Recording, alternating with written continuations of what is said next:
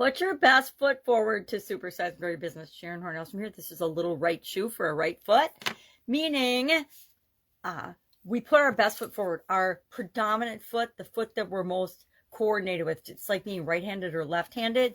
There's a lot of talk about and around this particular idiom that it came from, and this isn't true, but we'll share it anyway because it's funny, that it came from the practice of curtsying or bowing when you met someone of power or when you met someone of royal standing. How well you curtsied, how well you bowed often depended on whether you put your best foot forward or not.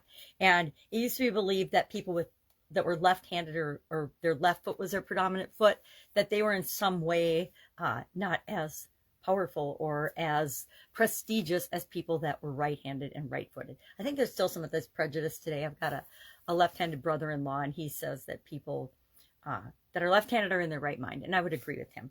But this idiom is actually attributed to Sir Thomas Overbury. In 1613 he used it, and it's been of course used probably thousands, if not tens of thousands or hundreds of thousands of times since then.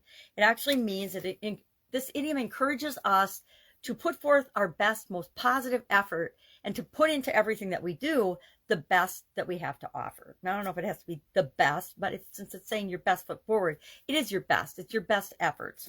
So how do we do this as we're growing and building and supersizing our business? And why is that important?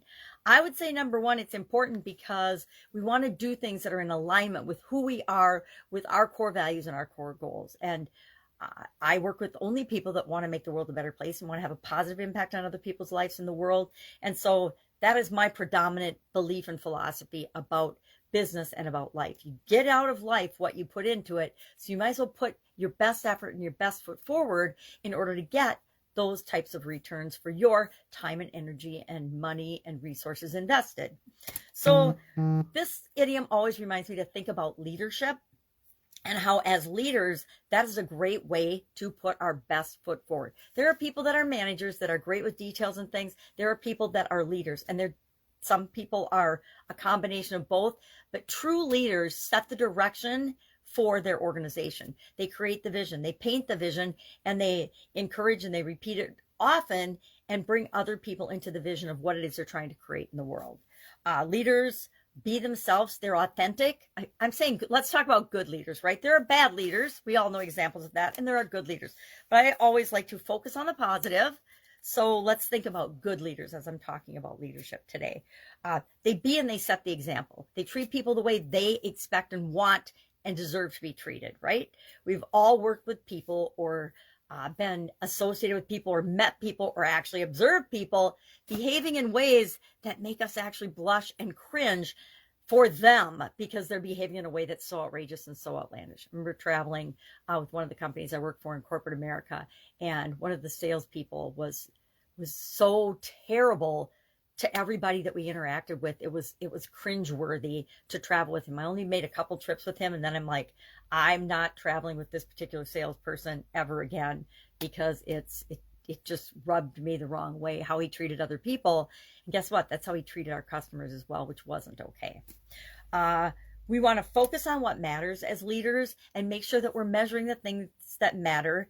We want to make sure that we're leading by example and not expecting people to do things that we tell them to do, but we are not ourselves setting the example of and doing. There are a lot of dualistic leaders out there that say, people who report to me do this, and this is how I will be compensated, but this is how we're going to compensate you. And I have totally different expectations for you than I do of myself. It doesn't fly with raising children, and it doesn't fly with building an organization and supersizing it either. So I would love to know your take on this particular idiom, put your best foot forward. How do you go about doing that in your business?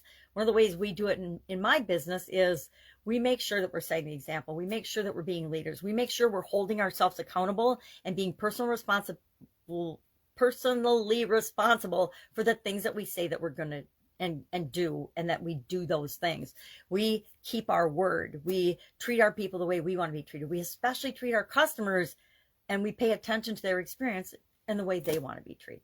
So how do you do that in your organization? Share in the comments below, and I'll of course be with you tomorrow with another interesting idiom. What does it mean? Where does it come from? And how might you use it to supersize and grow your business right now? Have an awesome day.